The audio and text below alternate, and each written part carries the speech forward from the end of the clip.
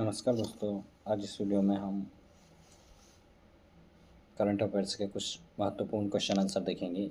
अगर आप इस चैनल पर नए हैं तो इस चैनल को सब्सक्राइब करें, बेल आइकन प्रेस करें ताकि आने वाले वीडियो आसानी से आपको मिल सके। दोस्तों 12 मार्च के जो करंट अफेयर्स के क्वेश्चन आंसर है वो हम इस वीडियो में देखेंगे। बालेंद्र शाह निम्नलिखित में से किस देश के अगले प्रधानमंत्री बनेंगे? यानी कि जो बालेंद्र शाह है वो किस देश के अगले प्रधानमंत्री बनेंगे? तो बालेंद्र शाह नेपाल के अगले प्रधानमंत्री बनेंगे। यानी इसका ऑप्शन हो जाएगा answer option number A, Nepal के। कहाँ के बनेंगे? तो नेपाल के। जो बालेंद्र शाह है वो नेपाल के अगले प्रधानमंत्री बनेंगे। उनकी पार्टी राष्ट्रीय स्वतंत्र पार्टी ने संसदीय चुनाव में शानदार जीत हासिल की है। बालेंद्र शाह ने झापा 5 निर्वाचन क्षेत्र से नेपाल के पूर्व प्रधानमंत्री के.पी. शर्मा ओली को हराया है। किनको हराया इन्होंने? जो पूर्व प्रधानमंत्री थे के.पी. शर्मा ओली, उनको इन्होंने हराया है। और इनकी पार्टी कौन सी है? अगला प्रश्न है प्रश्न नंबर 2 देखेंगे। स्टॉकहोम अंतर्राष्ट्रीय शांति अनुसंधान संस्थान की रिपोर्ट के अनुसार वैश्विक हथियार आयात में भारत का स्थान कौन सा है? तो भारत का कौन सा स्थान है? तो इसमें भारत का स्थान है दूसरा। कौन सा है? दूसरा। भारत का दूसरा स्थान है Stockholm International Peace Research Institute की एक रिपोर्ट के अनुसार भारत विश्व का दूसरा सबसे बड़ा हथियार आयातक देश है। यानी कि जो हथियार को आयात किए हैं। यह रैंकिंग 2021 से 2025 तक की अवधि को कवर करती है। रिपोर्ट में कहा गया कि इसी अवधि में यूक्रेन हथियारों का सबसे बड़ा वैश्विक आयातक बन गया था। भारत के बाद अन्य प्रमुख हथियारों आयातकों में सऊदी अरब, कतर और पाकिस्तान शामिल हैं। अगला प्रश्न है प्रश्न नंबर 3 है। श्रीलंका के पुरुष राष्ट्रीय क्रिकेट टीम के मुख्य कोच के रूप में किसे नियुक्त किया गया? तो मुख्य कोच के रूप में किसे नियुक्त किया गया? तो वो किया गया गैरी कस्टर्न को। किसे नियुक्त किया गया? गैरी कस्टर्न को श्रीलंका पुरुष राष्ट्रीय क्रिकेट टीम का मुख्य कोच नियुक्त किया गया। उनका कार्यकाल 15 अप्रैल से शुरू होगा। उनका कार्यकाल कब से शुरू होगा? तो उनका कार्यकाल 15 अप्रैल से शुरू होगा। कोचिंग अनुबंध 2 साल का होगा और 14 अप्रैल 2028 को समाप्त होगा। यानी 14 अप्रैल 2028 को उनका अनुबंध समाप्त होगा।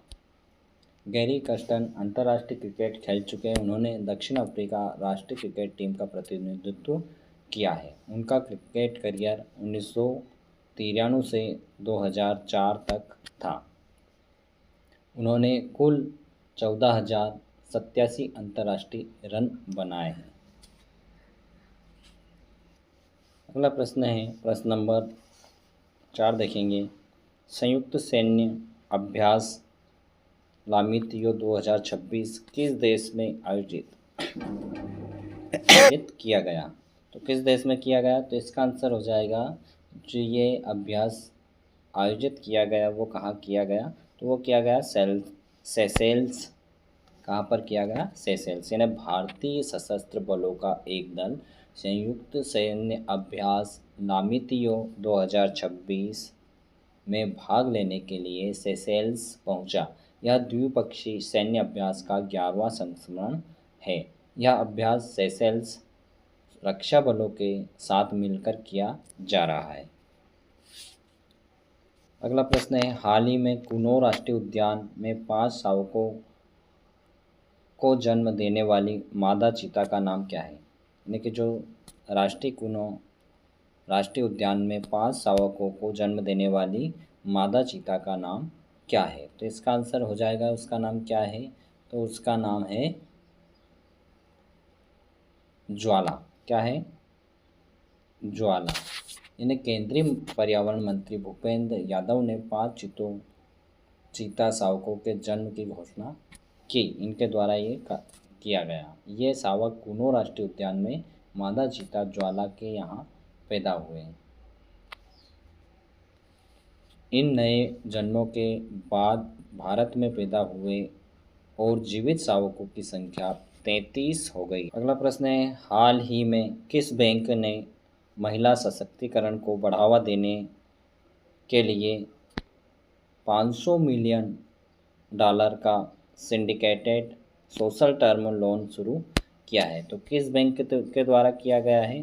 तो वो बैंक है, इसका आंसर हो जाएगा state bank of India. SBI ने महिला सशक्तिकरण को बढ़ावा देने के लिए 500 मिलियन डॉलर का syndicate social term loan launch किया है।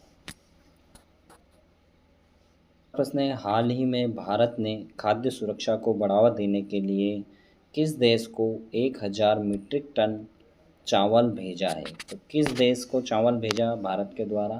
तो इसका आंसर हो जाएगा मलावी। किसको भेजा है? तो मलावी को भेजा है। यानी भारत ने मलावी में खाद्य सुरक्षा को बढ़ावा देने के लिए कितने टन भेजा है? तो 1000 मीट्रिक टन चावल भेजा है। यह खेप अल नीनो जलवायु घटना के कारण उत्पन्न भीषण सूखे से प्रभावित समुदायों की सहायता के लिए भेजी गई है। सूखे से प्रभावित आबादी को तत्काल राहत प्रदान करने के लिए चावल की यह खेप महाराष्ट्र के न्याहावा सेवा बंदरगाह से भेजी गई। कहाँ से भेजी गई? महाराष्ट्र से। अगला प्रश्न है, प्रश्न नंबर 8 देखेंगे। हाल ही में संयुक्त सैन्य अभ्यास फ्रीडम शील्ड किन 2 देशों के द्वारा शुरू किया गया है? यानी कि हाल ही में संयुक्त सैन्य अभ्यास फ्रीडम शील्ड किन 2 देशों के मध्य शुरू किया गया है? तो इसका आंसर हो जाएगा संयुक्त राज्य अमेरिका और दक्षिण कोरिया। संयुक्त राज्य अमेरिका और दक्षिण कोरिया के मध्य यह शुरू किया गया है। 9 मार्च को कब शुरू किया गया? तो 9 मार्च को संयुक्त राज्य अमेरिका और दक्षिण कोरिया ने फ्रीडम शील्ड नामक एक बड़े पैमाने पर संयुक्त सैन्य अभ्यास शुरू किया, जिसमें दोनों देशों के हजारों सैनिक शामिल हुए। यह अभ्यास दोनों देशों को सहयोगी देशों के बीच चल रहे रक्षा सहयोग के तहत सैन्य तत्परता और समन्वय को मजबूत करने के उद्देश्य से शुरू किया गया। दक्षिण कोरिया के संयुक्त चीफ ऑफ स्टाफ के अनुसार लगभग 18,000 दक्षिण कोरियाई सैनिक इस सैन्य अभ्यास में भाग लेंगे। प्रश्न देखेंगे, प्रश्न नंबर 9 है। हाल ही में स्वैच्छिक एजेंसियों की स्थायी समिति SCOVA की 35वीं बैठक की अध्यक्षता किसने की? तो यह अध्यक्षता किनके द्वारा की गई? तो इसका आंसर हो जाएगा केंद्रीय मंत्री जितेंद्र सिंह के द्वारा अध्यक्षता की गई। स्वयंसेवी एजेंसियों की स्थायी समिति SCOVA की 35वीं बैठक 10 मार्च कब हुई है? तो 10 मार्च 2026 को नई दिल्ली में डॉक्टर जितेंद्र सिंह की अध्यक्षता में आयोजित की गई। प्रश्न है, प्रश्न नंबर 10 देखेंगे। प्रधानमंत्री मोदी जी 11 मार्च को केरल के किस शहर में लगभग 10,800 करोड़ की विकास परियोजना का शुभारंभ करेंगे? तो कौन से शहर में करेंगे? तो प्रधानमंत्री मोदी जी द्वारा केरल और तमिलनाडु का दौरा करेंगे और प्रमुख विकास परियोजना का शुभारंभ करेंगे। वो 11 मार्च को 2026 को नरेंद्र मोदी जी द्वारा केरल के एर्नाकुलम में लगभग 10,800 करोड़ की विकास परियोजना का शुभारंभ किया जाएगा। या प्रधानमंत्री एक जनसभा को संबोधित भी करेंगे।